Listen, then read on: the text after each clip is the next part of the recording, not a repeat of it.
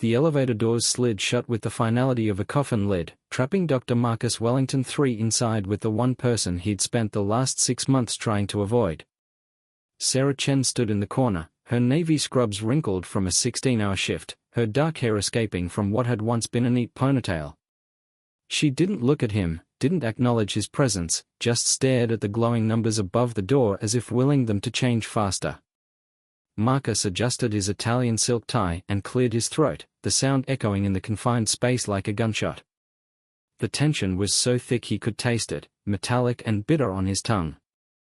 6 months ago, he'd made the biggest mistake of his career, and it had nothing to do with medicine.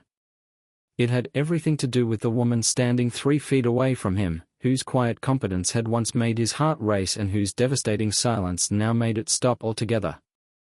The hospital's late-night fluorescent lights cast harsh shadows through the elevator's small window, and Marcus caught a glimpse of his reflection.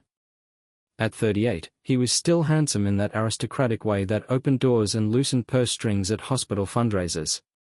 His sandy hair was perfectly styled, his jawline sharp enough to cut glass, and his grey eyes held the kind of cold intelligence that made residents tremble and board members nod approvingly.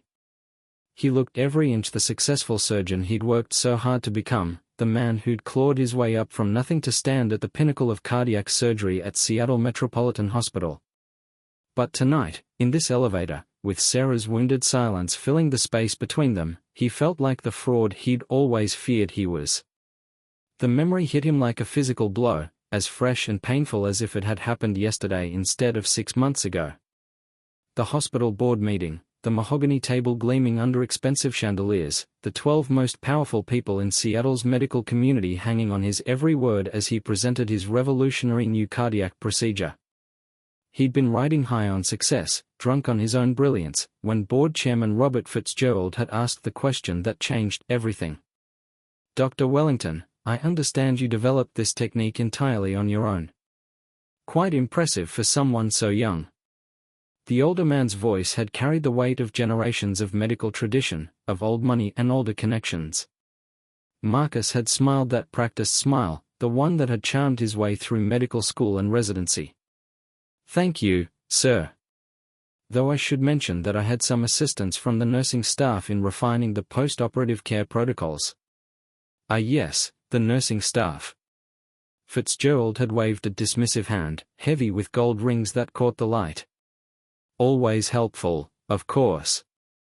Though I imagine the real innovation came from your medical expertise rather than basic nursing observations." And that's when Marcus had said it. The words that would haunt him for the rest of his life, that would poison every interaction with Sarah, that would prove he was still the insecure kid from the wrong side of town, desperate to fit in with people who would never truly accept him. "Well, sir, at the end of the day, Sarah's just a nurse." The conceptual breakthrough, the technical innovation that comes from understanding the complex physiological mechanisms involved. Something that requires years of medical training, not just bedside manner and basic patient care skills. Just a nurse. 2 words that had cut through Sarah like a scalpel, precise and devastating. He'd seen it in her face when she'd overheard him in the hallway afterward, explaining to a group of residents how nursing input was valuable but ultimately limited by their scope of practice. Her dark eyes had gone flat, empty, like windows in an abandoned house. She hadn't said a word, hadn't made a scene, hadn't done anything but turn and walk away with that same quiet dignity she brought to everything. But Marcus knew he'd lost something irreplaceable in that moment. Not just Sarah's respect, not just their professional relationship, but something deeper. Something that had been growing between them for months, tentative and fragile as a new surgical incision, but full of promise. Now, 6 months later, the elevator shuddered to a stop on the 4th floor with a mechanical wheeze that suggested the hospital's aging infrastructure needed attention. The doors opened to reveal the cardiac wing, where Marcus reigned supreme over a domain of beating hearts and life-or-death decisions. Where he saved lives and collected accolades and pretended that his success meant something more than the approval of people who'd never struggled for anything in their lives. Sarah moved to step out, but Marcus found his voice before she could escape again. "Sarah, wait." The words came out rougher than he'd intended, tinged with 6 months of regret and sleepless nights. We need to talk. She paused, her hand on the elevator door frame, and for a moment he thought she might actually turn around. But then she spoke without looking back, her voice steady and professional and absolutely devoid of warmth. I don't think we do, Dr. Wellington. I have patients to check on. And then she was gone, her soft-soled shoes making no sound on the linoleum as she disappeared into the maze of corridors and patient rooms where she worked her quiet miracles every day. Marcus stood in the empty elevator, watching the doors slide closed again, carrying him up to the executive floor where his corner office waited with its view of Elliott Bay and its walls lined with diplomas and awards. He'd built his entire life around being indispensable, irreplaceable, the kind of surgeon whose name people whispered with reverence. But as the elevator climbed toward his sterile success, Marcus couldn't shake the feeling that he'd sacrificed the only thing that truly mattered for the hollow satisfaction of being respected by people whose respect meant nothing at all. The next 3 weeks passed in a blur of surgeries and consultations, of medical conferences and networking events where Marcus played his part as the brilliant young surgeon with the golden touch. He performed a triple bypass on a tech billionaire, replaced a valve in the heart of a city councilman's wife, and pioneered a new minimally invasive technique that would probably earn him another award. His days were full of life-and-death decisions, of moments where his skill and knowledge stood between patients and the void. But his nights were haunted by memories of Sarah's laugh, the way she'd looked at him across the hospital cafeteria when she thought he wasn't watching, the gentle touch of her hand on his shoulder during that terrible night when they'd lost a patient despite everything they'd tried. He'd convinced himself that what they'd had was just collegial friendship, professional respect tinged with mutual attraction. But now, in the absence of even that, he realized how much more it had been. Sarah continued to work her shifts with the same dedication and competence she'd always shown, but she moved through the cardiac wing like a ghost, present but untouchable. She assisted in his surgeries when the schedule required it, her hands steady and sure as she anticipated his needs before he voiced them, but she spoke only when spoken to and kept her eyes focused on the patients rather than the surgeon. The other nurses noticed the change, the way the easy banter between Sarah and their star surgeon had evaporated, but hospital gossip was a luxury no one could afford during the busy season. It was Dr. Rebecca Martinez, the hospital's newest resident, who finally called Marcus on his increasingly erratic behavior. She cornered him in the doctor's lounge at 2 a.m, her own exhaustion evident in the dark circles under her eyes and the way her usually perfect posture had given way to the slump of someone who'd been on her feet for 20 hours straight. "Okay, what's going on with you and Sarah Chen?" Rebecca demanded, not bothering with pleasantries. At 28, she was brilliant and ambitious and had no patience for the kind of interpersonal drama that could interfere with patient care. "You've been acting like a kicked puppy for weeks, and she looks like someone died every time she has to work with you." Marcus looked up from the surgical journal he'd been pretending to read, his eyes gritty with fatigue and frustration. "I don't know what you're talking about." "Right." Rebecca's voice dripped with skepticism as she poured herself a cup of the industrial-strength coffee that kept the hospital running. "Look, I don't care about whatever personal drama you two have going on, but it's starting to affect the team dynamics. Sarah's the best nurse in this wing, probably in the whole hospital, and she's walking around like a zombie because you can't figure out how to have a conversation with her. It's complicated." "It's really not." Rebecca settled into the chair across from him, her dark eyes serious. "Did you sleep with her and then ghost her? Because that would make you a cliché and an ass, but it would at least be understandable." "God, no." Marcus ran a hand through his hair, messing up the careful styling for the first time in months. "It's worse than that." And suddenly, sitting in the harsh fluorescent light of the doctor's lounge with the smell of disinfectant and day-old coffee hanging in the air, Marcus found himself telling Rebecca everything. About the board meeting and the casual dismissal that had cut Sarah to the bone. About the way he'd been trying to impress men whose approval meant nothing compared to the respect of someone who actually understood what it meant to save lives every day. About how he'd realized too late that Sarah wasn't just the best nurse he'd ever worked with, she was the best person, and he'd thrown it all away for the fleeting satisfaction of being accepted by people who'd never see him as anything more than a useful tool. Rebecca listened without interrupting, her expression shifting from curiosity to understanding to something that looked dangerously like pity. When he finished, she was quiet for a long moment, staring into her coffee as if it held the secrets of the universe. "Jesus, Marcus," she said finally. "You really screwed this up." "I know. Do you, though?" Rebecca's voice was sharp now, cutting through his self-pity like a laser. "Because I don't think you understand what you actually did. You didn't just hurt Sarah's feelings. You reduced everything she's accomplished, everything she knows, everything she contributes to this place, down to just a nurse. Like her 15 years of experience, her bachelor's degree in nursing, her master's in critical care, her certification in cardiovascular nursing, like none of that matters because she doesn't have MD after her name." Marcus felt something cold settle in his stomach. "I didn't mean it like that." "Didn't you?" Rebecca leaned forward, her voice intense. "You know Sarah's the one who caught that post-operative infection in the Morrison case before any of us did? She's the one who suggested the modification to your precious new technique that reduced recovery time by 30%? She's the one who talked that teenager through his fear before his valve replacement surgery, the one who noticed the subtle change in Mrs. Patterson's heart rhythm that indicated complications we would have missed until it was too late?" Each word hit Marcus like a physical blow. He remembered all of those cases, remembered crediting his own clinical expertise and careful observation for the successes Rebecca was attributing to Sarah. Had he been so blinded by his own ego that he'd failed to see where the real insight was coming from? "Sarah doesn't just follow orders and check boxes," Rebecca continued relentlessly. "She thinks, she analyzes, she innovates. She saves lives every single day, and she does it without needing her name on journal articles or speaking at conferences or getting her picture in the hospital newsletter. She does it because it's who she is." The lounge fell silent except for the hum of the vending machine and the distant sounds of the hospital continuing its never-ending cycle of crisis and recovery.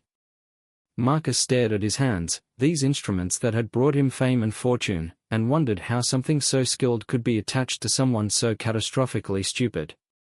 "How do I fix this?" he asked quietly. Rebecca's laugh was bitter. "I don't know if you can. You want to know what Sarah told me when I asked her about it? She said she'd spent years watching doctors dismiss nursing expertise, watching them take credit for collaborative work, watching them treat support staff like they were invisible. She said she thought you were different." The words hit Marcus harder than any diagnosis he'd ever received. He'd built his career on being different, on being the surgeon who remembered where he came from, who treated everyone with respect regardless of their position. But when it mattered most, when he'd had the chance to stand up for someone who'd earned his respect in every way possible, he defaulted to the same elitist bullshit he'd always claimed to despise. "She thought I was different," he repeated hollowly. "Yeah. And you proved her wrong in the most public, humiliating way possible." Rebecca stood, her coffee barely touched. "Look, I'm not trying to destroy you here. You're a good surgeon, maybe even a great one. But being good at your job doesn't give you the right to diminish other people's contributions. Especially not someone like Sarah, who's forgotten more about patient care than most doctors will ever learn." She paused at the door, her hand on the frame. "You want to fix this? Don't start with an apology. Start with understanding what you actually did wrong. And then figure out how to do better." After Rebecca left, Marcus sat alone in the doctor's lounge for a long time, staring at the wall where someone had taped up a schedule of upcoming conferences and symposiums. His name was on half of them, invited to speak about his innovative techniques and groundbreaking procedures. 6 months ago, he would have looked at that list with pride, seeing it as validation of his hard work and natural talent. Now he wondered how many of those innovations had actually been collaborative efforts that he'd claimed sole credit for. How many times had he unconsciously dismissed input from nurses, residents, or other support staff because it didn't fit his narrative of individual brilliance? The next morning brought a medical emergency that would change everything. Marcus was in his office, reviewing patient files and trying to focus on anything other than the growing weight of his regret, when his pager exploded with the code that made every cardiac surgeon's blood run cold. Massive cardiac event in the emergency department, all available cardiac personnel to respond immediately. He ran through the hospital corridors, his expensive shoes slipping on the freshly mopped floors, his mind already shifting into the clinical detachment that had carried him through hundreds of life-or-death situations. The emergency department was chaos when he arrived, nurses and residents moving with practiced efficiency around a gurney where a middle-aged man lay unconscious, his skin gray and clammy with the unmistakable pallor of someone whose heart was failing. "What do we have?" Marcus demanded, pushing through the crowd to get a clear view of the patient. 52-year-old male, massive myocardial infarction, the emergency room attending reported, his voice clipped and professional. Found collapsed in his office, no pulse when the paramedics arrived. They got him back, but he's been in and out of VFib 3 times since arrival. Marcus moved to the head of the gurney, his hands already assessing the patient's condition with the automatic expertise of years of training. But as his eyes focused on the man's face, the clinical detachment shattered like glass. It was Robert Fitzgerald, the hospital board chairman. The man whose approval he'd sought so desperately that he'd thrown Sarah under the bus without a second thought. For a moment, Marcus felt a surge of something that might have been karmic satisfaction. Here was the architect of his moral failure, reduced to the same fragile mortality that visited rich and poor alike. But the feeling lasted only seconds before his medical training reasserted itself. Whatever Fitzgerald had represented in Marcus's personal failings, right now he was just a patient whose life hung in the balance. "Get him up to OR3, Marcus ordered, his voice steady despite the surreal nature of the situation. "And page my surgical team. We're going in now." The next few hours were a blur of controlled chaos, of delicate procedures performed under the harsh lights of the operating theater while machines beeped and hummed around them. Fitzgerald's heart was a mess, multiple arteries blocked, the muscle itself damaged from the extended period without adequate blood flow. It was the kind of case that could make or break a surgeon's reputation, the kind of high-stakes, high-visibility operation where success meant accolades and failure meant career suicide. Marcus worked with the focused intensity that had made him famous, his hands steady as he performed multiple bypasses, his mind calculating angles and approaches with mathematical precision. But as the operation progressed, he became increasingly aware of something wrong. Not with his technique, not with the patient's response, but with his own physical state. It started as a tightness in his chest, easy to dismiss as stress and adrenaline. Then came the shortness of breath, the feeling that no matter how deeply he inhaled, he couldn't get enough oxygen. His hands, usually rock steady even in the most challenging procedures, began to tremble almost imperceptibly. Sarah noticed first, of course. She was assisting in the surgery, her presence a professional necessity despite their personal estrangement, and her eyes missed nothing when it came to the subtle signs of medical distress. Marcus saw her glance at him sharply when his hand paused minutely during a critical suture, saw her eyes narrow as she took in his slightly labored breathing and the fine sheen of sweat that had nothing to do with the operating room's temperature. "Dr. Wellington?" Her voice was carefully neutral, professional, but he could hear the concern beneath it. "Are you feeling all right?" "I'm fine," he managed, forcing his hands to resume their steady work.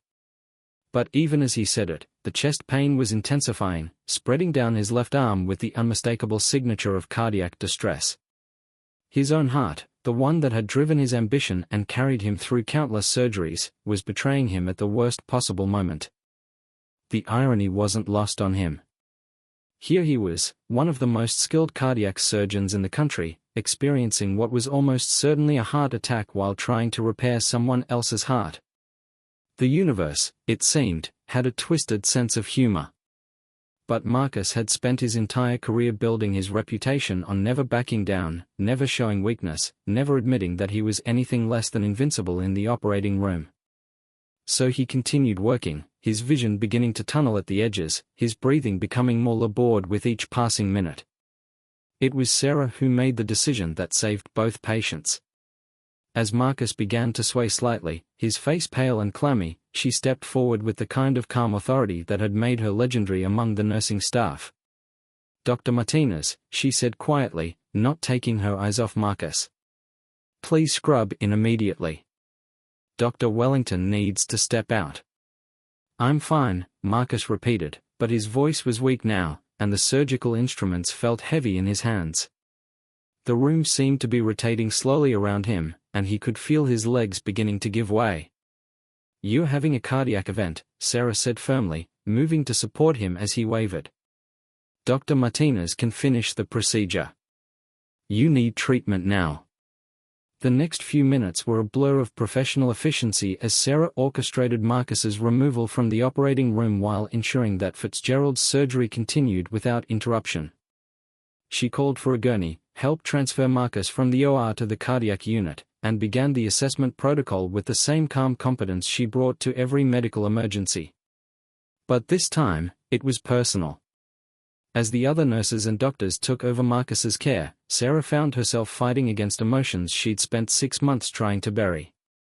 This was the man who'd dismissed her as just a nurse, who'd reduced her years of training and experience to something less than relevant.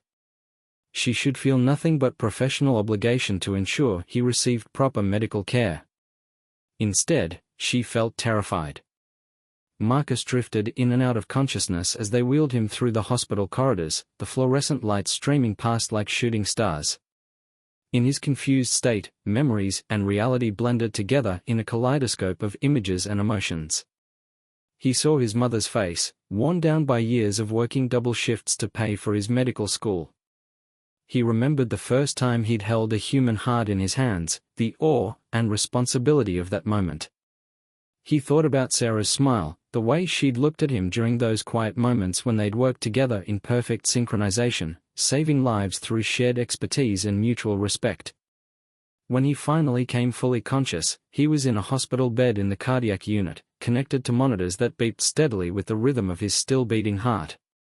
The room was dim, lit only by the soft glow of the machines and the filtered light from the hallway.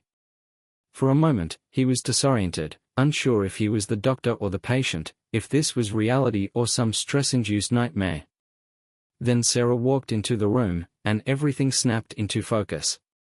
She looked exhausted, her usually immaculate appearance disheveled from what had clearly been a long and difficult shift. Her dark hair was pulled back in a messy bun, and there were stress lines around her eyes that he'd never noticed before.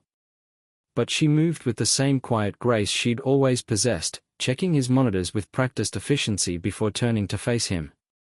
"How are you feeling?" she asked, her voice professional but not unkind. "Like I got hit by a truck," Marcus admitted, his throat dry and scratchy. "How's Fitzgerald?" "He's stable. Dr. Martinez completed the surgery successfully. Full recovery expected." Sarah's report was crisp and clinical, giving him the medical information he needed without unnecessary elaboration. Marcus nodded, relief washing over him. Whatever their personal issues, he'd never wanted anyone to suffer because of his physical failings.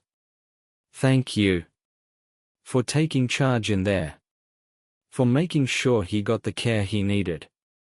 Sarah's expression didn't change. "It's my job." The words hung in the air between them, heavy with meaning.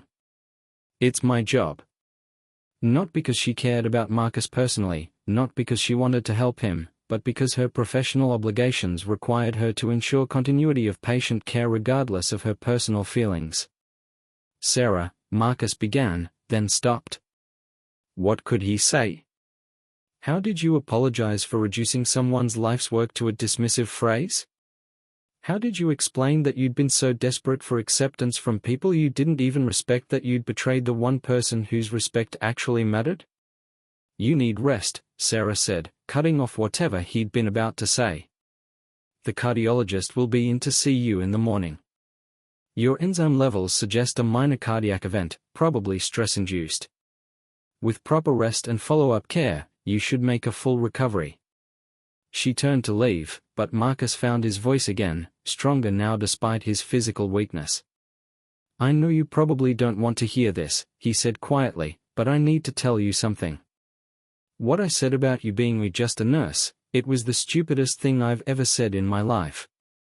And I've said a lot of stupid things.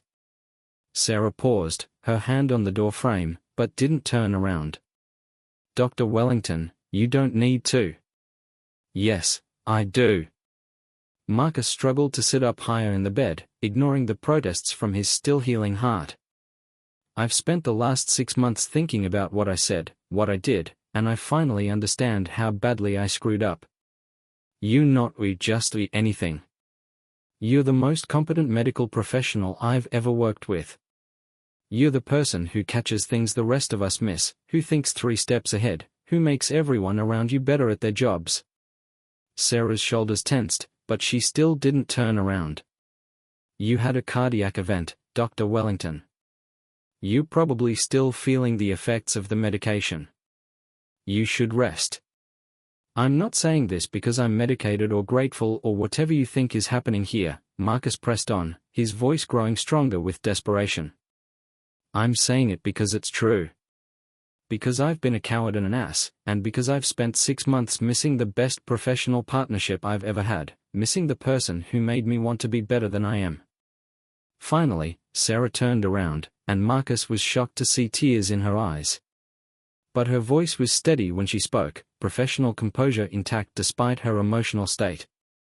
Do you want to know what hurt the most about what you said? She asked quietly. It wasn't that you called me just a nurse. I've heard that before, from doctors who can't see past their own egos. What hurt was that I thought you were different. I thought you actually saw me as an equal, as someone whose input mattered. I thought we were partners. The words hit Marcus like a physical blow, confirming what Rebecca had told him but somehow more devastating coming from Sarah herself. We were partners. We are partners. That's what I'm trying to tell you. Sarah shook her head, a sad smile playing at the corners of her mouth. No, Marcus. Partners don't throw each other under the bus for the approval of people they don't even respect. Partners don't dismiss each other's contributions when it's convenient. Partners trust each other, support each other, have each other's backs even when no one's watching. She moved closer to the bed, and Marcus could see the pain in her eyes, the deep hurt that 6 months hadn't been enough to heal. I trusted you. I thought you saw me for who I really am, not just the role I play in the hospital hierarchy. I was wrong. You weren't wrong, Marcus said desperately. I do see you. I see how brilliant you are, how compassionate, how dedicated. I see how you make everyone around you better, how you catch things that could save lives, how you care about every patient like their family. I've always seen that. But when it mattered, when you had the chance to stand up for that, you chose to impress a room full of people whose approval means nothing. Sarah's voice was quiet now, but her words carried the weight of months of disappointment and betrayal. You chose their respect over mine. The truth of her words settled over Marcus like a weight he'd carry for the rest of his life. She was right, completely and devastatingly right.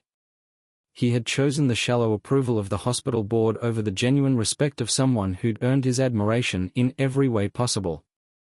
I'm sorry, he said, the words inadequate but necessary. I'm so sorry, Sarah. I can't undo what I said, but I need you to know that I've regretted it every day since it happened. You're the best nurse I've ever worked with, but more than that, you're one of the best people I've ever known. Sarah stared at him for a long moment, her expression unreadable. Then she moved to check his monitors one more time, her fingers gentle as she adjusted the leads on his chest. Get some rest, Dr. Wellington, she said softly. You've had a difficult day. She was almost to the door when Marcus called out one more time. Sarah? Will you ever be able to forgive me? She stopped, her hand on the light switch, and for a moment he thought she might actually answer. But when she spoke, her voice was barely above a whisper. I don't know, Marcus. I honestly don't know. Then she turned off the lights and left him alone in the darkness, with only the steady beeping of the heart monitor to keep him company. Marcus lay in the hospital bed, staring at the ceiling and listening to the sound of his own heartbeat, and wondered if some mistakes were too big to ever be truly forgiven. The next morning brought Dr. Elizabeth Harper, the hospital's chief of cardiology, along with a stack of test results and the kind of serious expression that made patients nervous. Marcus had known Elizabeth for years, had worked with her on dozens of cases, but he'd never been on the receiving end of her clinical assessment before. "Well, Marcus," she said, settling into the chair beside his bed with the easy familiarity of a longtime colleague. "You've given us all quite a scare. The good news is that your cardiac event was relatively minor. Stress-induced, probably exacerbated by poor sleep habits, too much caffeine, and the kind of type A personality that thinks it's invincible. So I'll be fine?" Elizabeth's smile was wry. "You'll live, if that's what you're asking. But fine is relative. Your heart is telling you something, Marcus, and you'd be wise to listen. The human body isn't designed to run on adrenaline and ego indefinitely." She pulled out his chart, flipping through pages of test results and monitor readings. "Your enzyme levels indicate minor cardiac muscle damage, nothing that won't heal with proper rest and lifestyle changes. But this was a warning shot. Keep pushing yourself the way you have been, keep carrying around whatever stress has been eating at you for the past few months, and next time you might not be so lucky." Marcus shifted uncomfortably in the bed, knowing that Elizabeth was seeing right through him. She'd always been perceptive, but her insight felt uncomfortably penetrating in his current vulnerable state. "What kind of lifestyle changes are we talking about?" he asked, though he suspected he already knew the answer. "The usual suspects," Elizabeth said with the tone of someone who'd given this speech many times before. "Better sleep schedule, regular exercise that isn't just running between surgical suites, stress management techniques, and maybe some therapy to deal with whatever's been keeping you up at night lately." She leaned forward, her expression becoming more serious. "I'm also recommending a mandatory 2-week medical leave, followed by a reduced surgical schedule for at least a month. Your hands are too valuable to risk, and your patients deserve a surgeon who's operating at full capacity." The prospect of forced inactivity made Marcus's chest tighten with anxiety.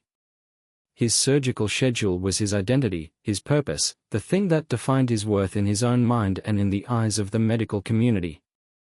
2 weeks away from the operating room felt like exile. "Elizabeth, I have 3 major surgeries scheduled this week alone. The Hendrix valve replacement, the Morrison bypass, the pediatric case that's been waiting for months. Will be handled by other qualified surgeons," Elizabeth interrupted firmly. "Marcus, you collapsed during surgery yesterday. If Sarah Chen hadn't been there to take charge, you could have put your patient at serious risk. Your ego doesn't get to endanger people's lives." The mention of Sarah's name hit Marcus like a physical blow, reminding him that his personal and professional crises were inextricably linked. His cardiac event hadn't happened in isolation, it was the culmination of months of stress, regret, and the kind of emotional turmoil he'd spent his entire career trying to avoid. "Can I ask you something, Elizabeth?" Marcus said after a moment. "Off the record, as a friend rather than my cardiologist?" Elizabeth's expression softened slightly. "Of course. Do you think some mistakes are too big to fix? Some things you can break that can't be repaired? Are we talking about hearts or relationships?" Elizabeth asked with the kind of gentle directness that made her an exceptional doctor. Marcus laughed bitterly. "Both, I guess. Maybe they're the same thing." Elizabeth was quiet for a moment, considering her words carefully. "You know, I've been a cardiologist for 25 years. I've seen hearts that were so damaged, so scarred, that we thought they were beyond help. And sometimes they are, sometimes the damage is too extensive, the function too compromised, and we have to accept that some things can't be fixed." She paused, looking out the window at the Seattle skyline beyond. "But I've also seen hearts that surprised everyone. Hearts that found ways to compensate for damaged areas, that developed new pathways around blockages, that proved more resilient than anyone expected. The human heart, both literal and metaphorical, has an extraordinary capacity for healing, given the right conditions. And what are the right conditions? Marcus asked. Time, usually. Proper care. And most importantly, the genuine desire to heal rather than just return to the patterns that caused the damage in the first place. Elizabeth's eyes met his with the kind of understanding that came from years of seeing people at their most vulnerable. Some people just want the pain to stop so they can go back to their old ways. Others are willing to do the hard work of actually changing, of becoming the kind of person who won't repeat the same mistakes. After Elizabeth left, Marcus spent the day staring out his hospital room window, watching the city move at its usual frantic pace while he was forced into unwanted stillness. Nurses came and went, checking his vital signs and monitoring his progress, but none of them were Sarah. He found himself listening for her voice in the hallway, watching the door hopefully every time footsteps approached, but she was apparently working other parts of the hospital or had specifically requested not to be assigned to his care. The forced inactivity gave him time to think, really think, for the first time in months. Without surgeries to prepare for, conferences to attend, or patients to see, he was left alone with his thoughts and the uncomfortable process of honest self-reflection. He thought about his conversation with Rebecca, about her harsh but accurate assessment of what he'd done to Sarah. He thought about Elizabeth's words about hearts that could heal if given the right conditions.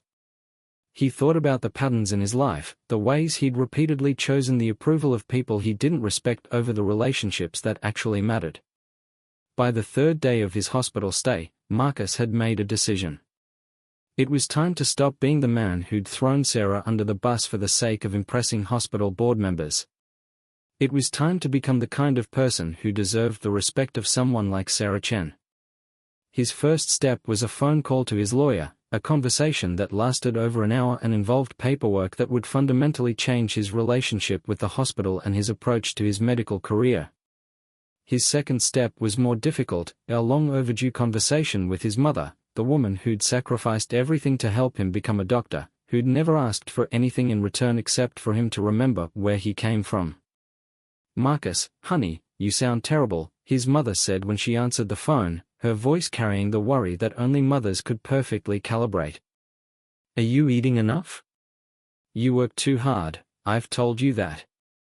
"Mom, I need to tell you something," Marcus began, and then found himself explaining everything: the board meeting, his dismissive comments about Sarah, his cardiac event, the realization that he'd become everything he'd once promised himself he'd never be. His mother listened without interrupting, the way she'd listened to all his confessions and concerns throughout his childhood and medical training. When he finished, she was quiet for a long moment. "Marcus," she said finally, "do you remember what I used to tell you when you were little, when the other kids would make fun of your clothes or our apartment or the fact that your father wasn't around? You said that how people treat others says more about them than it says about the people they're treating," Marcus replied, the familiar words bringing back memories of his mother's gentle wisdom. "That's right. And do you remember what else I told you?" Marcus smiled despite his emotional turmoil. "You said that being smart or successful doesn't mean anything if you're not also kind. That the world has enough brilliant assholes, but it always needs more people who are both intelligent and decent." "And which kind of person have you been lately?" his mother asked gently. The question hit him harder than any medical diagnosis. "The wrong kind, Mom. Definitely the wrong kind." "Well," his mother said with the matter-of-fact tone she'd used to solve all his childhood problems, "then it's time to become the right kind, isn't it?" After he hung up the phone, Marcus felt something shift inside his chest, not his physical heart, which was healing steadily according to the monitors, but something deeper. The crushing weight of regret and self-recrimination was still there, but it was joined now by something that felt almost like hope. That evening, as the sun set over Elliott Bay and painted his hospital room in shades of gold and amber, Marcus began writing. Not medical notes or surgical reports, but a letter, the most important piece of writing he'd ever attempted. He wrote about understanding, finally, what he'd done wrong. He wrote about respect and partnership and the difference between earning admiration and demanding it. He wrote about the ways Sarah had made him a better doctor and, briefly, a better person, and how he hoped someday to be worthy of the trust she'd once placed in him. But most importantly, he wrote about change. Real change, not just apologies and promises, but concrete steps he was taking to become the kind of person who would never again choose shallow approval over genuine respect. When he finished writing, it was nearly midnight. The hospital had settled into its quiet nighttime rhythm, broken only by the occasional page overhead or the soft sound of nurses moving through the corridors. Marcus sealed the letter in an envelope and set it on his bedside table, knowing that what happened next would determine not just his future relationship with Sarah, but the kind of person he would be for the rest of his life. The next morning brought his discharge papers and Dr. Harper's final instructions for his recovery period. As Marcus gathered his belongings and prepared to leave the hospital, he felt a strange mixture of anxiety and anticipation. For the first time in his adult life, he was stepping into a period of uncertainty, of forced reflection, of having to rebuild his sense of purpose around something deeper than professional accolades. He was almost to the elevator when he saw Sarah approaching from the opposite direction, clearly finishing her shift. She looked tired but beautiful, her dark hair caught in the morning light streaming through the hallway windows. For a moment, they stood facing each other in the busy corridor, other hospital staff moving around them like water around stones.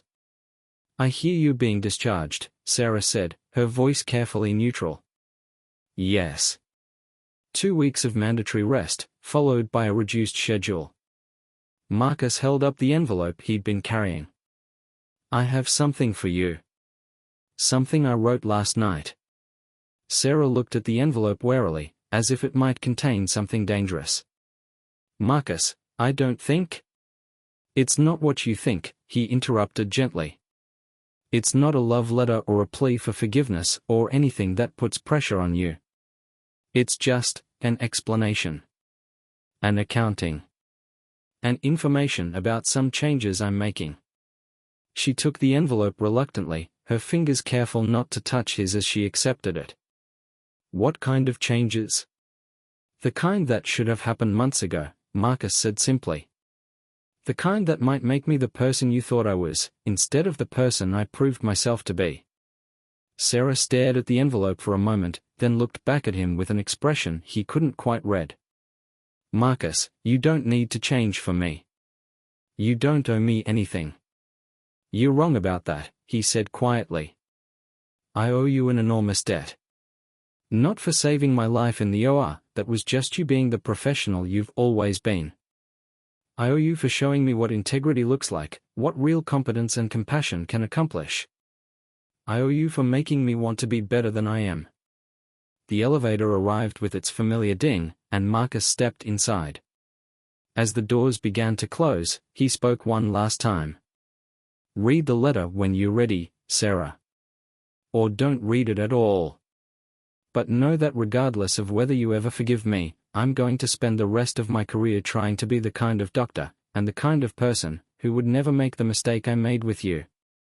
The doors slid shut, carrying him away from the hospital and toward an uncertain future. Behind him, Sarah stood in the corridor, holding an envelope that might contain either the end of their story or the beginning of something entirely new. Sarah didn't read the letter immediately. She carried it with her through the rest of her shift, feeling its weight in her scrub's pocket like a physical reminder of the complicated emotions she'd been trying to navigate for months. Part of her wanted to throw it away unread, to maintain the emotional distance she'd worked so hard to establish. Another part of her was desperately curious about what Marcus could possibly say that would make any difference after 6 months of silence. It wasn't until she was home in her small apartment, sitting in her favorite chair with a cup of tea and her cat purring on her lap, that she finally opened the envelope. The letter was longer than she'd expected, written in Marcus's careful handwriting, and as she read, she felt her carefully maintained composure beginning to crack. He wrote about understanding, finally, the full scope of what he'd done. Not just the dismissive comment about her being just a nurse, but the deeper betrayal of treating her expertise as secondary, of failing to credit her contributions, of choosing the approval of strangers over the respect of someone who'd earned his admiration. He wrote about his conversation with Rebecca, about the ways he'd unconsciously taken credit for collaborative work, about his realization that his behavior had been part of a larger pattern of professional arrogance that he'd somehow convinced himself he was above. but it was the middle section of the letter that made Sarah's hands tremble as she read. Marcus had written a detailed accounting of her contributions to their shared cases over the past 2 years, contributions he'd either minimized or failed to acknowledge at the time. The modification to his cardiac technique that had reduced recovery times, he credited her with the insight that made it possible. The infection she'd caught in the Morrison case, he acknowledged that her clinical observation had saved the patient's life. Case after case, moment after moment, he laid out a pattern of expertise and innovation that he'd been too blind or too egotistical to properly recognize. I convinced myself that I was being generous by acknowledging nursing input, he'd written. I didn't understand that you weren't providing input, you were providing leadership. You were thinking at a level that made my own contributions better, and I was too arrogant to see it. The final section of the letter outlined concrete changes Marcus was making to his practice and his approach to medicine. He was implementing new protocols for crediting collaborative work, establishing a fund for continuing education for nursing staff, and working with the hospital administration to create formal pathways for nurses to contribute to medical research and publication. But more personally, he was entering therapy to address what he called the insecurity and need for external validation that led me to betray the person whose respect I valued most. I'm not asking for forgiveness, the letter concluded. I'm not asking for anything from you at all. I'm simply trying to become the kind of person who would never make the mistake I made, who would never choose shallow approval over genuine partnership. Whether or not you ever trust me again, I want you to know that knowing you, working with you, learning from you has made me a better doctor and a better person. I'm sorry it took losing your respect for me to fully understand how much it meant. Sarah set the letter down with shaking hands, her tea forgotten and growing cold beside her. She'd expected excuses, justifications, maybe even the kind of manipulative appeal to her emotions that would have made it easy to dismiss. What she hadn't expected was this level of honest self-reflection, this detailed acknowledgement of patterns she'd thought he was oblivious to. Over the next 2 weeks, as Marcus served his mandatory medical leave, Sarah found herself thinking about the letter more than she wanted to admit. She noticed changes in the hospital's approach to collaborative care, heard whispers about new funding for nursing education, saw her name appearing in medical journal citations for the first time in her career. The changes Marcus had promised weren't just words on paper, they were real, concrete improvements that would benefit not just her but every nurse in the cardiac unit. But it was a conversation with Dr. Martinez that finally began to shift Sarah's perspective. Rebecca found her in the break room one evening, clearly seeking her out for a specific purpose. "Can I ask you something?" Rebecca said, settling into the chair across from Sarah with the direct manner that had made her both respected and occasionally feared among the nursing staff. "Of course. Are you planning to forgive Marcus, or are you going to hold on to this grudge until one of you transfers to another hospital?" Rebecca's question was blunt, but her tone was gentle. "Because I have to tell you, watching you two work around each other is painful for everyone involved." Sarah sighed, setting down her coffee. "It's not about holding a grudge, Rebecca. It's about trust. How do you trust someone who threw you under the bus the first time it was convenient?" "You don't," Rebecca said simply. "Not immediately. But you might consider whether people can actually change, whether someone can learn from a mistake badly enough to become a different kind of person. Do you think Marcus has changed?" Rebecca was quiet for a moment, clearly choosing her words carefully. "I think Marcus is doing the work. Real work, not just surface changes or public relations moves. He's in therapy, he's changed his protocols, he's putting his money where his mouth is in terms of supporting nursing education and recognition." She leaned forward, her expression serious. "But more than that, I think he's genuinely horrified by what he did. I've worked with a lot of arrogant doctors, Sarah, and most of them would have made some superficial apology and expected everything to go back to normal. Marcus seems to understand that he can't just undo what he did, he has to become a different person." "And you think I should forgive him?" Sarah asked. "I think you should do whatever feels right for you," Rebecca replied. "But I also think you should consider what you're giving up by maintaining this wall between you two. You were good together, Sarah. Not just professionally, though that was obvious to everyone. You brought out the best in each other, made each other think differently, work better. She paused, studying Sarah's face. I'm not saying you owe him forgiveness. But maybe you owe it to yourself to consider whether holding onto this pain is serving any useful purpose. That night, Sarah lay in bed staring at the ceiling, thinking about Rebecca's words and Marcus's letter and the complicated intersection of personal hurt and professional respect. She thought about the months before Marcus's thoughtless comment, when they'd worked together with the kind of seamless collaboration that made difficult procedures feel almost effortless. She thought about the way he'd looked at her sometimes, with what she'd interpreted as admiration and growing affection, and how devastated she'd felt to learn that he saw her as fundamentally less qualified, less important, less worthy of respect than his medical colleagues. But she also thought about the changes she'd witnessed over the past 2 weeks, the concrete steps Marcus was taking to address not just his relationship with her but his entire approach to collaborative medicine. She thought about the Marcus who'd written that letter, who'd demonstrated the kind of self-awareness and commitment to change that she'd rarely seen in anyone, let alone someone with his level of professional success and ego investment. The next morning, Sarah made a decision that surprised even her.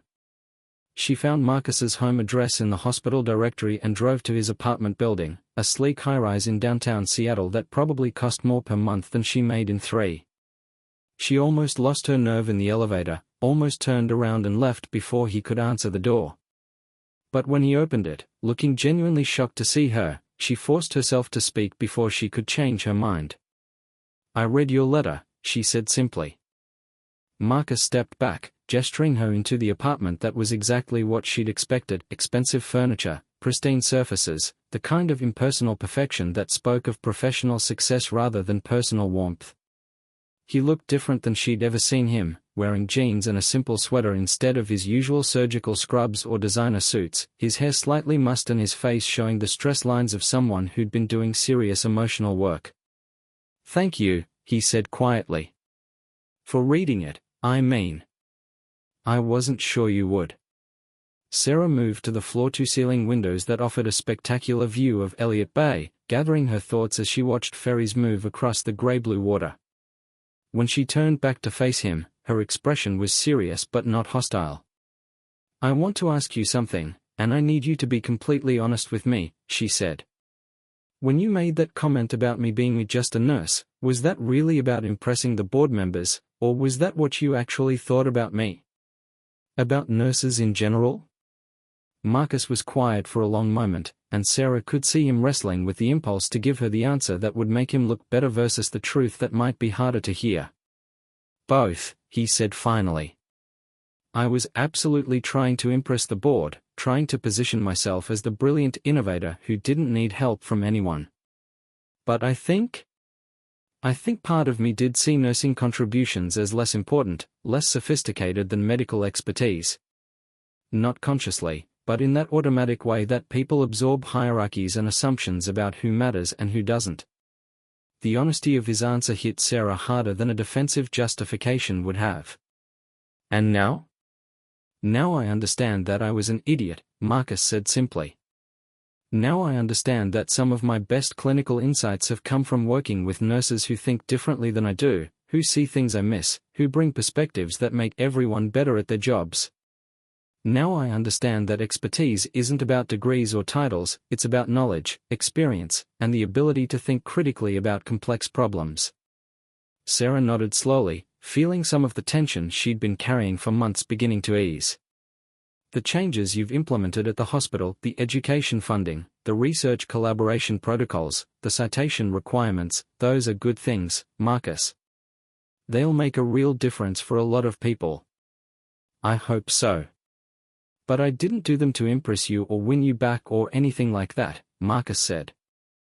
"I did them because they are the right things to do, because the system I was perpetuating was unfair and counterproductive." "I know," Sarah said, and realized she meant it. "That's what makes them meaningful." They stood in his living room for a moment, the silence not uncomfortable but heavy with possibility. Sarah felt as if she was standing at a crossroads, with one path leading back to the comfortable distance she'd maintained for months and another leading toward something uncertain but potentially transformative. "Marcus," she said finally, "I'm not ready to pretend that what happened didn't happen. I'm not ready to go back to the way things were before." His face fell slightly, but he nodded. "I understand. But," Sarah continued, "I'm willing to consider moving forward. Not backward, not to some previous version of our relationship, but toward something new. Something built on a foundation of actual mutual respect and honest communication." Marcus's eyes widened with surprise and something that looked like hope. "What would that look like?" Sarah smiled for the first time in their conversation, feeling lighter than she had in months. "I guess we'll figure it out as we go. But it starts with you understanding that if you ever dismiss me or any other nurse as or just anything, we are done. Permanently. No second chances, no explanations, no working our way back to trust." "Understood," Marcus said immediately. "Completely understood. And it continues with you proving that you've actually changed, not just in your professional protocols but in your fundamental approach to collaboration and respect. I need to see that this isn't just guilt or temporary remorse, but a genuine shift in who you are as a person." Marcus nodded, his expression serious. "I can do that. I want to do that." Sarah moved toward the door, feeling emotionally drained but oddly hopeful. "We'll see, Marcus. We'll see." As she reached for the door handle, Marcus spoke one more time. "Sarah? Thank you. For giving me a chance to prove I can be better. I know I don't deserve it."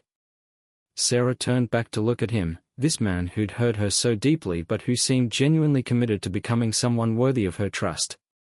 "You're right, you don't deserve it. But maybe that's not what this is about. Maybe it's about whether people can actually change, whether someone can learn from their mistakes badly enough to become fundamentally different." "And do you think they can?" Marcus asked quietly. Sarah smiled, a real smile this time, warm and full of possibility. "Ask me again in 6 months." The transition back to working together wasn't smooth or immediate. When Marcus returned from his medical leave, he and Sarah maintained careful professional distance, their interactions polite but guarded. The other staff noticed the change from their previous hostility, but the easy camaraderie they'd once shared was clearly gone, replaced by something more cautious but potentially deeper. Marcus proved himself through actions rather than words.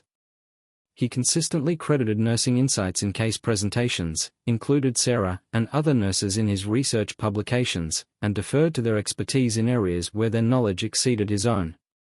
When a pharmaceutical company offered him a lucrative consulting contract that would have required him to promote their products regardless of his clinical experience, he turned it down, choosing integrity over easy money in a way that surprised everyone who thought they knew him. More importantly, he continued his therapy sessions, working through the insecurity and need for external validation that had led to his professional arrogance. It wasn't easy work, unpacking decades of learned behaviors and automatic assumptions about hierarchy and worth, but he stuck with it even when the process was uncomfortable and progress felt slow. Sarah watched these changes with careful attention, looking for signs that they were genuine rather than performative. She saw how he interacted with residents, whether he gave credit where it was due in meetings she wasn't present for, how he handled situations where he could have easily fallen back into old patterns of taking sole credit for collaborative work. Gradually, very gradually, she began to trust that the changes were real. It was during a particularly challenging case 3 months after Marcus's return that their new dynamic was truly tested. A 17-year-old patient named David Kim came into the emergency department with what initially appeared to be a straightforward cardiac arrhythmia, the kind of case that should have been resolved quickly with standard medications and monitoring. But Sarah noticed something in David's presentation that didn't quite fit the typical pattern. His color was wrong, his responses to standard treatments weren't what she'd expect, and there was a quality to his breathing that suggested complications the initial tests hadn't revealed. She mentioned her concerns to Marcus, who took her observations seriously and ordered additional tests that revealed a rare congenital condition that could have been fatal if missed. The case required innovative surgical techniques and careful post-operative monitoring, exactly the kind of complex challenge that Marcus thrived on. But throughout the process, he consistently acknowledged Sarah's role in the diagnosis, included her in treatment planning discussions, and deferred to her expertise in areas where her knowledge was superior to his own. When David made a full recovery and the case was written up for publication in a major medical journal, Marcus insisted that Sarah be listed as co-author, with full credit for the clinical observations that had made the successful treatment possible. "This is your case as much as mine," he told her when she initially protested the co-authorship. "Your insight saved that kid's life. That deserves recognition, not just gratitude." Standing in David's hospital room, watching the teenager laugh with his parents and plan for his return to school, Sarah felt something shift fundamentally in her relationship with Marcus. This wasn't the man who dismissed her as just a nurse 6 months earlier. This was someone who'd done the hard work of examining his own biases and changing his behavior, someone who'd proven that people really could grow and become better versions of themselves. "Marcus," she said quietly as they walked out of David's room together, "I have something to tell you." He looked at her with the kind of careful attention she'd learned to appreciate over the months of their gradual reconciliation. "What is it?" "I forgive you," Sarah said simply. "Not just for what you said, but for the pattern of behavior that led to it, for the ways you failed to see and credit my contributions. I forgive you, and I trust you, and I'm ready to be your partner again. Really your partner, in every sense of the word." Marcus stopped walking, his eyes wide with surprise and something that looked like relief. "Are you sure?" Sarah smiled, feeling lighter than she had in months. "I'm sure. You've proven that you can change, that you have changed. You've shown me who you really are when you're not trying to impress anyone or prove anything. And I like who you are, Marcus. I like working with you, learning from you, being challenged by you." They stood in the hospital corridor, surrounded by the familiar sounds and smells of the place where they'd both dedicated their lives to healing others. But for the first time in months, the environment felt welcoming rather than charged with tension and unresolved conflict. "So what happens now?" Marcus asked. Sarah grinned, feeling mischievous for the first time since their estrangement began. "Now you buy me dinner. Somewhere expensive, to make up for 6 months of hostile silence and professional awkwardness." Marcus laughed, the sound genuine and full of joy. "Deal. But I have one condition." "What's that?" "Next time I'm being an arrogant ass, you call me on it immediately. Don't let me get away with anything just because we are friends again." Sarah's expression became serious, though her eyes still held warmth. "Marcus, we are not just friends. We never were just friends. But if we are going to figure out what we actually are to each other, it has to be based on genuine mutual respect and partnership. No power imbalances, no dismissive comments, no taking each other for granted." "Agreed," Marcus said immediately.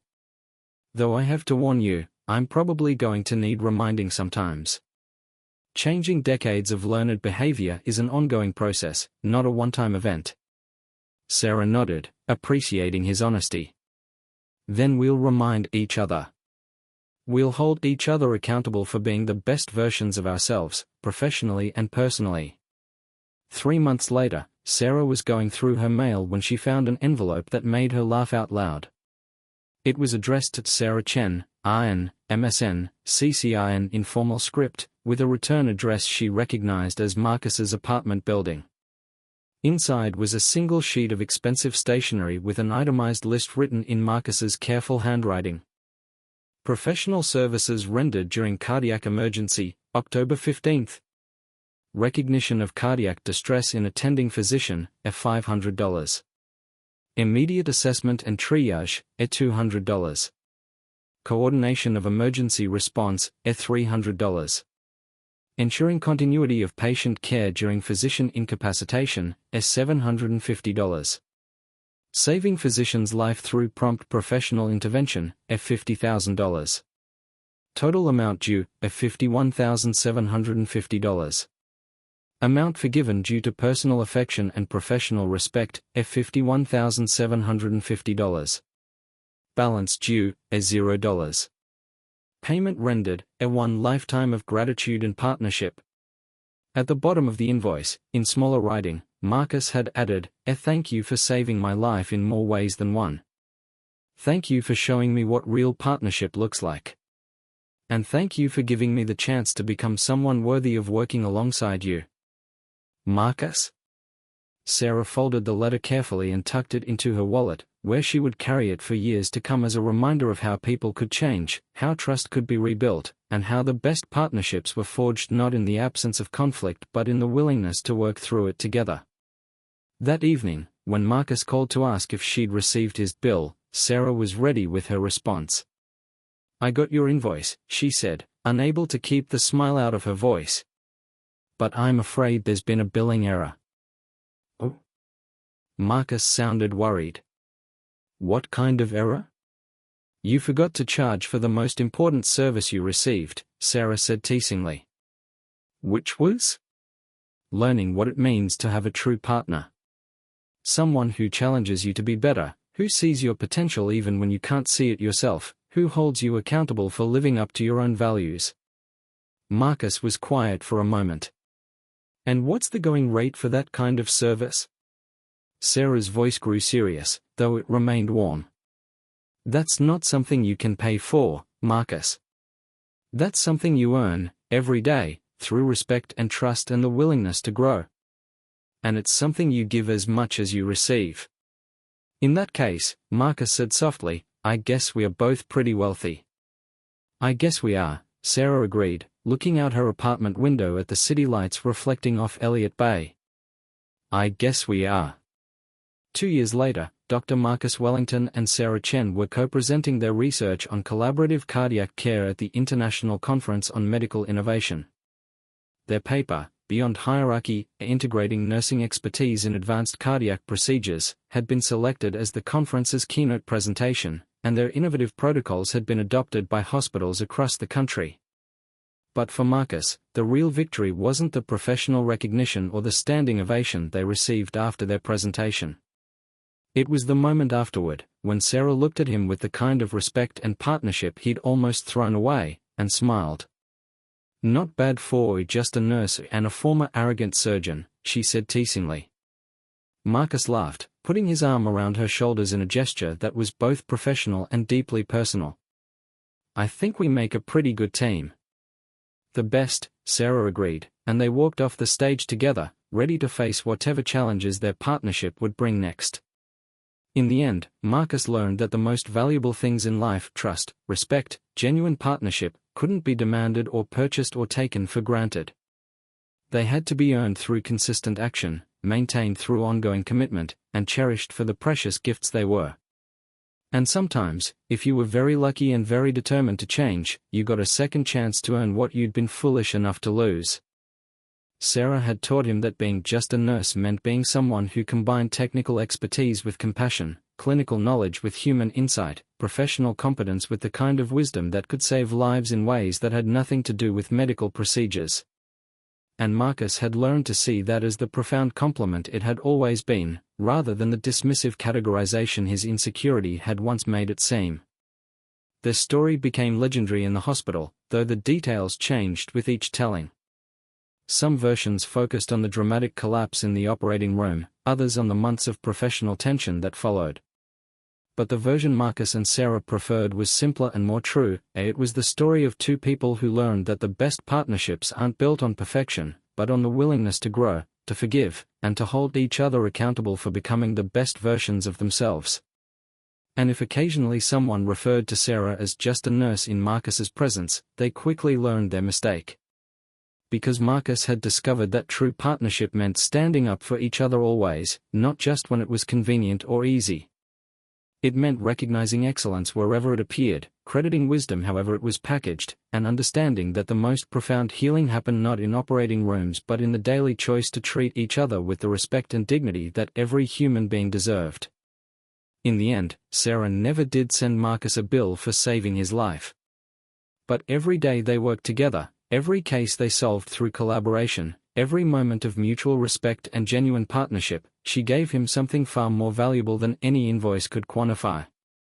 She gave him the chance to be the person he'd always had the potential to become, someone worthy of standing beside her as an equal, a partner, and eventually, something even more precious than that. Their love story, because that's what it became in time, was built on the strongest foundation possible, a genuine respect, earned trust, and the shared commitment to holding each other accountable for being the best versions of themselves. And that, Marcus learned, was worth more than all the professional accolades and boardroom approval he'd ever sought. Sometimes the most important lessons came not from medical textbooks or surgical training, but from learning to see the people around you clearly, to value their contributions honestly, and to understand that true partnership required nothing less than the willingness to grow into someone worthy of their trust.